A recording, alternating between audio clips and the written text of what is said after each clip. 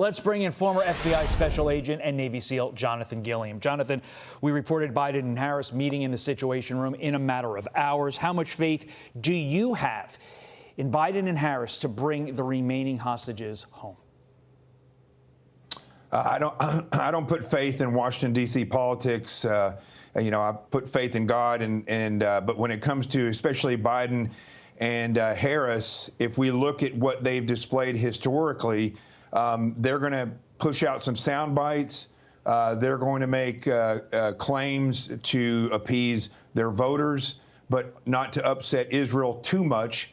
And I don't think anything will occur. If there's airstrikes or if Iran tries to attack Israel through the air, perhaps the United States will lend a hand there. But I don't think anything's going to come out of this. They don't want to risk it. They've shown that they don't risk force in the wake of a political election or any type of politics. So I don't see much coming out of their meeting except for sound bites. Okay, with that in mind, how responsible are Biden and Harris for the situation in Israel unraveling the way it has?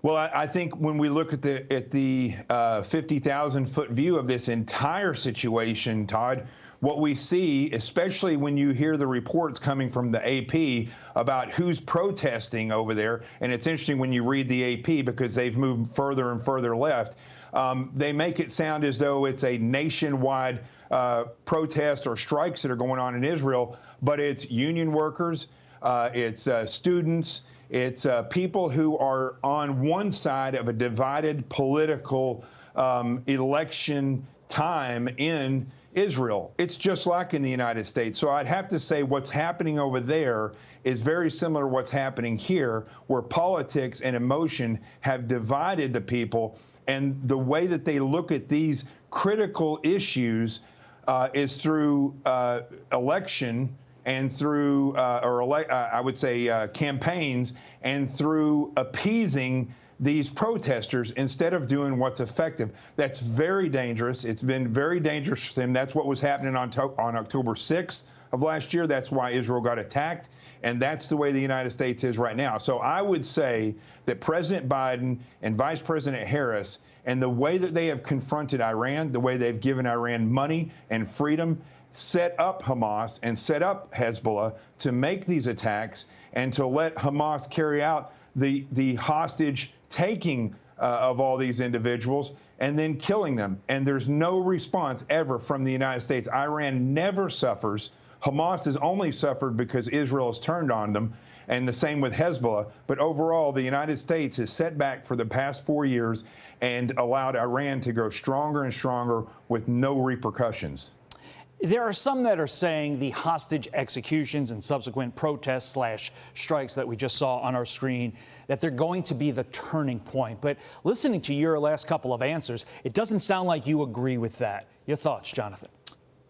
Well, Israel's a divided population. There's many people who support the total victory plan of Netanyahu, and then there's a large group that supports a ceasefire in hopes that they'll get hostages back. But Iran, Hezbollah, Hamas, they've all shown, and all their proxies have shown, that never works with them. If you appease them, then they will take advantage of it. If you use force, they take a step back. So any type of ceasefire with Iran, Hezbollah, and Hamas is only a temporary fix. They have to be shown force. But the problem with the total victory plan is that it's a response plan. It came after October 6th. And when you have a plan that comes as a result of an attack, that plan is never quite perfect the way it should be, especially in a political season like this. And I'll say one other thing, Todd, about this.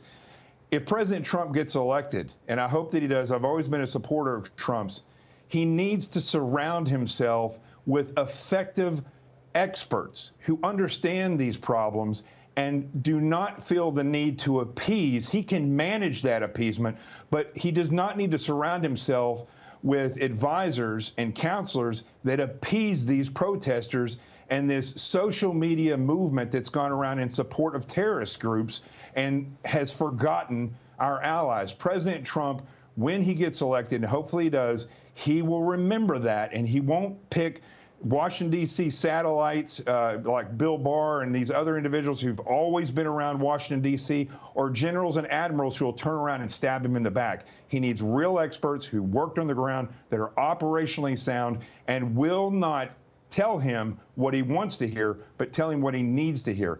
That's what needs to happen in Israel with Netanyahu, and it needs to happen in this country when President Trump is elected. Jonathan T. Gilliam coming at you strong here on a Labor Day morning. We appreciate it, Jonathan. Thank you.